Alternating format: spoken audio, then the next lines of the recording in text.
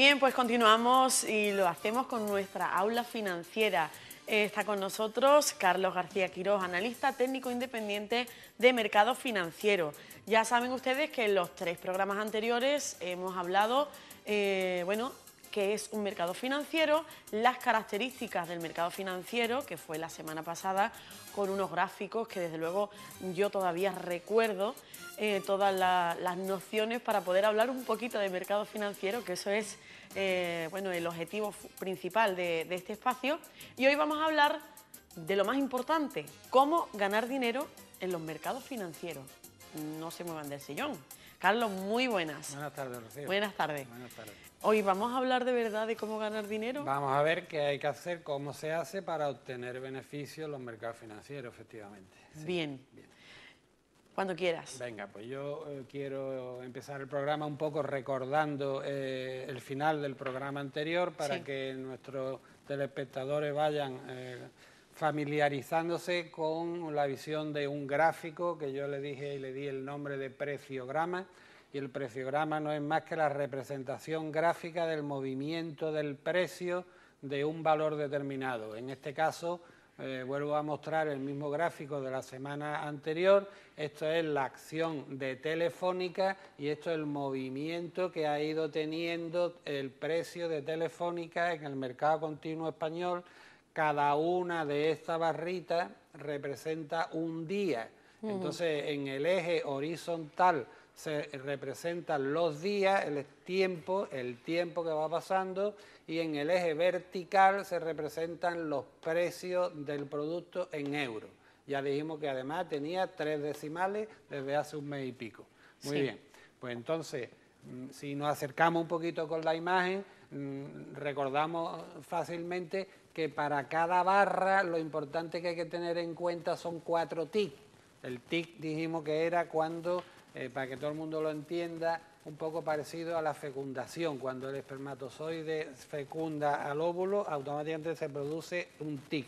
En el mercado exactamente igual. Cuando hay una orden de compra a un precio determinado y hay una orden de venta al mismo precio, se caza, se produce el tic. Entonces, eso da lugar al nacimiento de un precio. Bueno, pues cuando se tiene el precio máximo durante un día, el precio mínimo durante otro día, el precio que ha abierto por la mañana y el precio de cierre, resulta que el movimiento de este día automáticamente se representa con esta barra, en la señalita a la derecha para el cierre y la señalita a la izquierda para la apertura. ¿Y ese es el rango? Efectivamente, el rango dijimos el último día que era la diferencia entre el TIC máximo y el TIC mínimo. Si esto, por ejemplo, aquí fuera 17 euros y aquí ha ido hasta 18 euros, el rango del día de Telefónica es 1 euro. Bien. ¿De acuerdo? Bien. Muy bien. Pues entonces, ahora una vez recordado ese tema, vamos a diferenciar, porque cada día que tú me presentas, dice Carlos García Quirós, analista técnico independiente. Bien, en los mercados financieros hay 2 grandes tendencias para intentar analizar la evolución de los precios directamente. Entonces, una tendencia se le llama la tendencia de análisis fundamental y la segunda tendencia es de análisis técnico. ¿Qué diferencia hay entre una y otra? Pues los analistas fundamentalistas se diferencian de los analistas técnicos en que los analistas fundamentalistas se fijan más directamente en una serie de datos de la empresa. Por ejemplo, en los resultados, si da más beneficios, si dio las cuentas en los balances, en las ventas, en todo lo que son datos contables y que ya han pasado, porque indudablemente si yo quiero analizar los datos contables de Telefónica, por ejemplo, hoy estamos en el 2009, pero los datos publicados que hay de Telefónica son los del 2008. Y como máximo el último trimestre o el segundo trimestre del 2009. Claro. Quiere decir que los fundamentalistas se dedican a decir que intentan explicar los movimientos del precio en el mercado en base a los fundamentales. Los fundamentales son todos los datos contables, como te digo, que la empresa va teniendo en el pasado. Bien.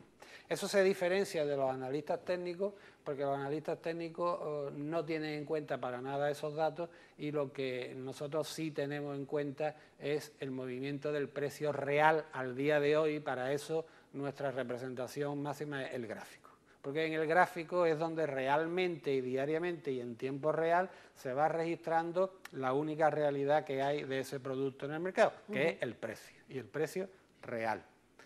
Entonces yo solamente traigo aquí una pequeña noticia publicada sobre unos datos para los que se fundamentan en el análisis. Es fundamental, por ejemplo, que dicen que en teoría, según ellos, si la compañía obtiene buenos resultados, obtiene buenas ventas y obtiene buenos beneficios, en teoría, según ellos, la empresa debe aumentar su cotización del precio en el mercado.